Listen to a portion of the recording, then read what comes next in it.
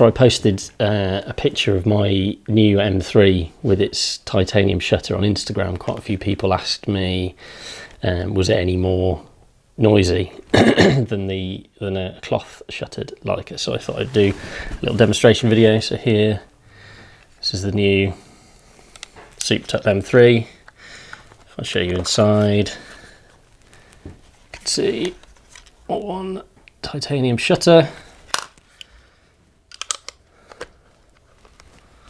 and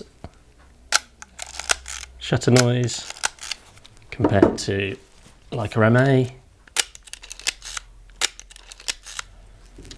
And again,